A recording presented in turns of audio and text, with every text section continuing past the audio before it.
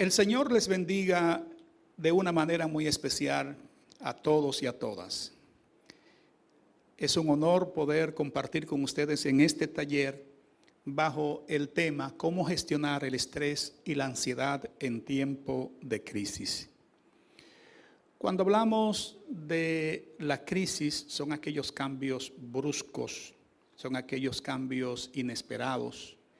Y desde el punto de vista de la realidad de nuestra aldea global, sabemos que estamos viviendo una crisis sin precedente después de la Segunda Guerra Mundial, según los expertos, según los entendidos. Ha sido la mayor crisis de la humanidad. Y de acuerdo a la Organización Panamericana de la Salud, ellos advierten que esta crisis del coronacrisis generará una situación de proporciones impredecibles desde el punto de vista de las necesidades básicas. Pero también el Banco Mundial prevé, según sus proyecciones, que esto afectará no menos que a 49 millones de personas en el mundo, que lo ubicarán por debajo del nivel de la pobreza extrema. Y hablar de una pobreza extrema, estamos hablando de personas que no tendrán acceso a un techo, a alimentación, a salud, que no tendrán acceso a una vida digna, 49 millones de personas. Pero la Organización Internacional del Trabajador, ellos prevén también que esta situación afectará no menos que a 1.600 millones de trabajadores informales que también estarán siendo afectados por esta realidad. Estamos entonces frente a una crisis para la cual, de una u otra manera, pudiera generar en nosotros estrés y ansiedad. Ahora, cuando hablamos de un ministerio productivo, entonces necesitamos saber gestionar este elemento. En primer lugar, el pasaje bíblico que vamos a considerar, nos ubicamos en el libro de Mateo capítulo 26, cuando Jesús llega con sus discípulos a Getsemaní. Es importante recordar que cuando hablamos de estrés, estamos hablando de aquella respuesta que de carácter biológico damos ante un estímulo externo, ante una demanda, ante una exigencia, ante un peligro. Y cuando hablamos de estrés, entonces son respuestas naturales en algunos espacios, pero también el estrés puede ser crónico, cuando éste escapa de nuestro control. ¿Qué diferencia hay entre el estrés y la ansiedad? Todo estrés tiene factores desencadenantes, pero la ansiedad es el mismo estrés, pero que persiste la ansiedad sin los factores desencadenantes. De ahí entonces que vamos a ponderar estos recursos para saber maniobrar en medio de esta crisis. El primer recurso para gestionar es que tenemos que identificar el factor desencadenante. Cuando hablamos del factor desencadenante en el Getsemaní, entonces observamos que Jesús sabía que había llegado la hora de su muerte. Su respuesta humanamente en ese contexto era esta realidad: la hora de su partida ya había llegado. Se recuerden que estábamos en víspera de ese momento. Entonces, tenemos que identificar el factor desencadenante. que puede ser económico, puede ser familiar, puede ser social, etc. Otro recurso que tenemos que tomar en cuenta para gestionar es saber expresar lo que necesitamos. En ese sentido, tomamos el versículo 36, donde observamos que Jesús expresó: entre tanto que voy allí y oro. Otro elemento que sería interesante también proveer como pautas o sugerencias es que debemos seleccionar un equipo de apoyo. Y cuando hablamos de un equipo de apoyo, lo basamos en el versículo 36 de Mateo 26 y cito: y tomando a Pedro y a los dos hijos de Zebedeo, comenzó a entristecerse y angustiarse en gran manera. Toda crisis llega, ninguna crisis permanece, pero es importante tener un equipo de apoyo. No puede ser el llanero solitario. No fuiste creado para estar solo. En medio de estas circunstancias, Jesús tomó a Pedro y a los dos hijos de Zebedeo, a Santiago y a Juan. Lo que quiero decir con esto, que una forma viable es tomar esto como referencia, un equipo de apoyo. Y cuando hablamos de un equipo de apoyo, son hombres y mujeres con un perfil que tú sabes que reúnen las condiciones para tú contar con ellos en las más diversas circunstancias. Otro elemento interesante que debemos tener en cuenta es expresar nuestras emociones. Reprimirla no es saludable. Reprimirla nos hace improductivo. Y si observamos en el caso particular del Señor Jesucristo, Jesús en ese momento, dice la Biblia, que comenzó a entristecerse, y dice el versículo que también comenzó a angustiarse, y él mismo dijo: mi alma está triste hasta la muerte. Y en otro pasaje de la Escritura dice que eran sus sudores como grandes gotas de sangre que caía a tierra. Entonces debemos identificar nuestros estados emocionales, saber lo que sentimos, poder expresar lo que sentimos. Otro factor también interesante que debemos tomar en cuenta es pedir ayuda. Usted no debe bajo ninguna circunstancia ver esto como una debilidad. Pedir ayuda involucra esta referencia del versículo 38. Entonces Jesús le dijo: mi alma está muy triste hasta la muerte, quedaos aquí y velad conmigo, velad conmigo. Pedir ayuda. Otro factor también de interés sería lo que aparece en los versículos 36, 37, 41, 42 y 44, que es orar. ¿Cómo gestionar el estrés y la ansiedad? Ora. Ora. En todos estos versículos, en ese momento difícil, encontramos entonces referencia que Jesús oró. Versículo, y allí voy allí y oro, versículo 36. Encontramos en el 39 que también dice: y orando. Encontramos en el versículo 41, dice la Biblia: velad y orad. En el versículo 42 también fue y oró. En los momentos para gestionar el estrés y la ansiedad, orar, orar, orar. No hay un lugar más hermoso que ir a la presencia de Dios en intimidad personal. Y ahí encontraremos sosiego. Otro factor interesante que tenemos que tener presente cuando lleguen esos momentos es el siguiente: reconocer que no siempre tendrás el control.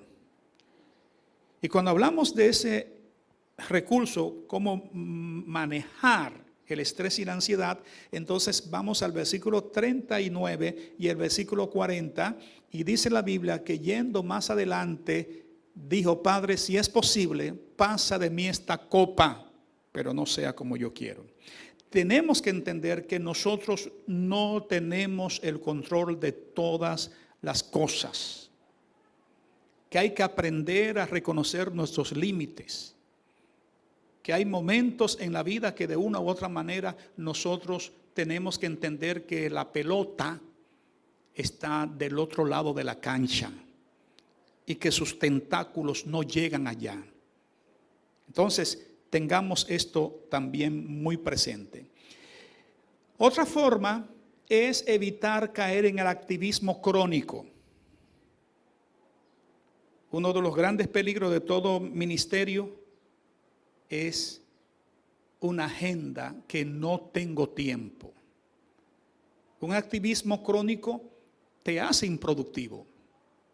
Cuando usted ve en este momento decisivo de la vida de Jesús, cuando Jesús fue donde ellos, realmente dice la Biblia que los halló durmiendo, estaban cansados. Encontramos también en el verso 43, y otra vez los halló durmiendo porque los ojos de ellos estaban cargados de sueño. Pero en el versículo 45 también volvió Jesús y dijo, dormid y descansad. O sea, cuando hablamos entonces en ese contexto de evitar el activismo crónico, tu cuerpo necesita descanso. Y estoy hablando con hombres y mujeres que de una u otra manera saben lo que estoy explicando, pero necesitamos tener un cuerpo descansado. Tú no podrás ser productivo estando agotado con tus fuerzas anímicas, física, mental y emocionalmente. Así que evitemos el activismo crónico. Otro factor que recomendamos es aprender a decir no sin un sentido de culpa. Y cuando decimos esto, en el libro de Mateo capítulo 5, versículo 39, dice la Biblia, pero sea vuestro sí, sí, y vuestro no, no. Y muchas veces nosotros como ministros, queriendo servir a los demás, hemos respondido más allá de nuestra capacidad, diciendo que sí, porque no queremos que la otra persona se sienta mal. Y más si usted tiene un vínculo de gratitud o de afinidad con esa persona.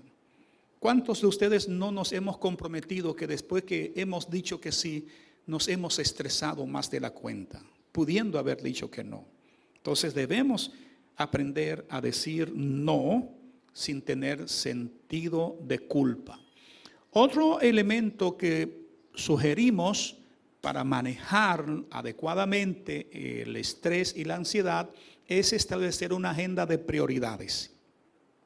Y cuando hablamos de establecer una agenda de prioridades, entonces vamos al libro de Lucas, capítulo 10, versículo 42, y encontramos, pero solo una cosa es necesaria, y María ha escogido la buena parte, la cual no le será quitada.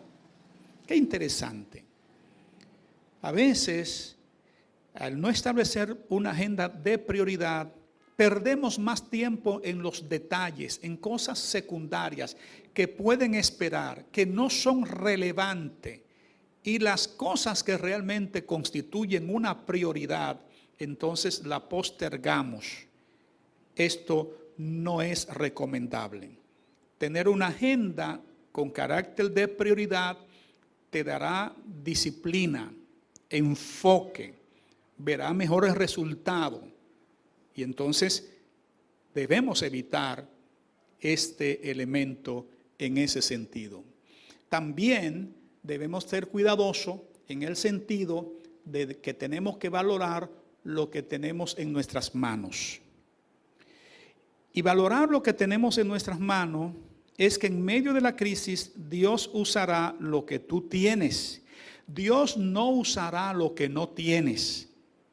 De ahí entonces que a Moisés Dios le dijo, ¿qué tienes en tu mano? Y él respondió, una vara. En los momentos de estrés, para manejar adecuadamente y evitar la ansiedad, tenemos que entender que tenemos recursos disponibles y en base a esos recursos es que vamos a trabajar. No sobre la base de los supuestos recursos que otros tienen o de que yo debería tener otros recursos. No, es sobre la base de lo que tienes, ahí donde estás, en ese sector marginal, en ese barrio, en ese campo, en esos pueblos, en esa provincia. Dios demanda lo que tú tienes en tu mano. No sigas soñando en función de lo que debiera tener para yo hacer esto. No, trabaja con lo que tiene. Lo mismo pasó con los panes y los peces. ¿Qué dijo la Biblia? ¿Qué son estos entre tanto?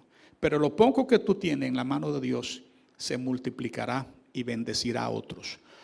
Otra sugerencia de interés es que debemos preparar un equipo visionario. En esta realidad, tú tienes que compartir tu visión con personas que también se empoderen de la misma. Y esto lo encontramos dentro de la efectividad de todo liderazgo en la Biblia, tanto en el Antiguo como en el Nuevo Testamento. Entonces, empoderar y preparar un equipo visionario, eso significa que de una u otra manera pudiéramos tomar en cuenta lo que Pablo le dijo al joven Timoteo en su segunda carta, capítulo 2, versículo 2, lo que has oído de mí ante muchos testigos, esto encarga a hombres fieles para que sean idóneos para enseñar también a otros. Qué interesante. Otro recurso para gestionar es saber delegar sin caer en la gerencia operacional. Y cuando decimos esto, es que la función tuya como ministro de Dios no es sustituible desde el punto de vista de que tu ministerio será solamente de carácter gerencial operacional. Porque son jefes, solamente supervisan, solamente monitorean. El ministerio no es una función gerencial. El ministerio es servicio. El ministerio lo da Dios. El ministerio tenemos que rendir cuenta al Señor. De ahí entonces que no caigamos en el aspecto gerencial operacional, que preparemos bien a las personas, pero nosotros nos excluyamos de ello. El pastor, alguien dijo, debe tener el olor de ovejas y que Dios nos ayude. ¿Por qué? Porque eso es ministerio productivo. Entonces, recuerde tu llamado. Él te constituyó a ti. Él no constituyó a otro. Él te llamó a ti. Él te asignó a ti. Y de hecho, entonces a Él tendrás que rendirles cuenta. Otro recurso para manejarnos adecuadamente en medio del estrés y la ansiedad es ser optimista, porque tú eres un ente de fe. Tú no puedes ser pesimista. Tienes que ser un hombre pragmático. Tienes que entender la realidad, que hay una situación que nos golpea. Sin embargo, la Biblia dice en el libro de Hebreos, capítulo 10, versículo 38, mas el justo vivirá por la fe. Y si retrocediere, no aclarará mi alma. Dios necesita en tiempo de crisis hombres y mujeres que le crean a Él, que se apoyen en sus promesas, que proclamen su palabra, por encima de una realidad social. Dios necesita que tú y yo cultivemos esa virtud que es una fe inquebrantable, aunque pequeña como un grano de mostaza. Pero es importante también recordar que para gestionar estos elementos de estrés y ansiedad, tener siempre la familia como tu principal activo. Y cuando hablamos de tener la familia como tu principal activo, ¿Qué dice Cantares capítulo 1, versículo 6? La viña que era mía, no la guardé. Tu ministerio comienza en tu familia. Tu principal prioridad es tu familia. Tu gran desafío es tu familia. No puedes gastarte solo desde el punto de vista de la demanda externa y las exigencias, porque tiene que conservar energía para tener para tus seres amados, para ese esposo, esa esposa, para esos hijos.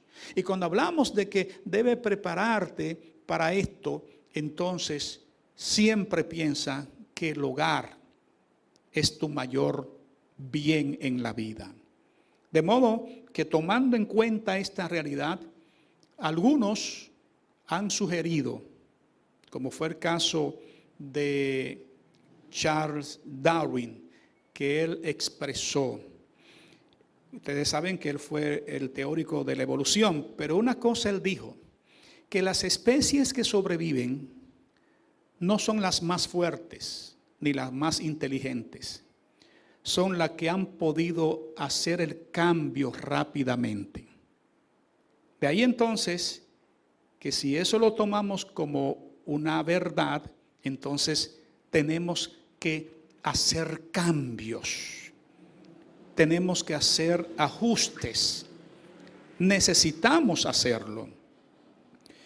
Y alguien también expresó en una ocasión, Norma decía que la crisis demandan grandes sacrificios con lo poco que tenemos. Estoy creyendo que en medio de esta realidad que has vivido y estamos viviendo, manejarte adecuadamente en este tiempo de estrés y ansiedad, puedes operacionalmente trabajar con efectividad en medio de esta realidad y vivir por encima de estas circunstancias.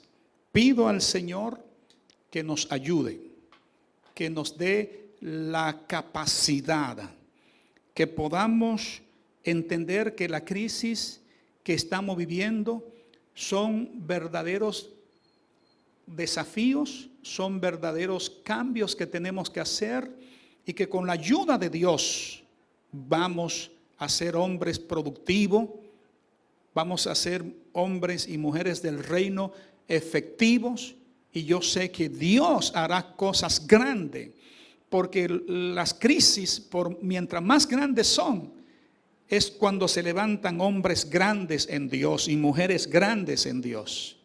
Es un tiempo glorioso. Creamos al Señor. No creamos tanto en los augurios negativos del mañana. Dios tiene cosas hermosas para nosotros, para su pueblo. Y tú eres el hombre que Dios está buscando en este tiempo. Anhelamos pues que el Señor nos ayude, nos bendiga y que estas recomendaciones sirvan de una u otra manera para que podamos de una forma u otra vivir de acuerdo a lo que Dios quiere que tú y yo demos con excelencia para la honra y gloria del Señor. Ha sido un placer. Gracias por su atención y su tiempo. Que el Señor les bendiga.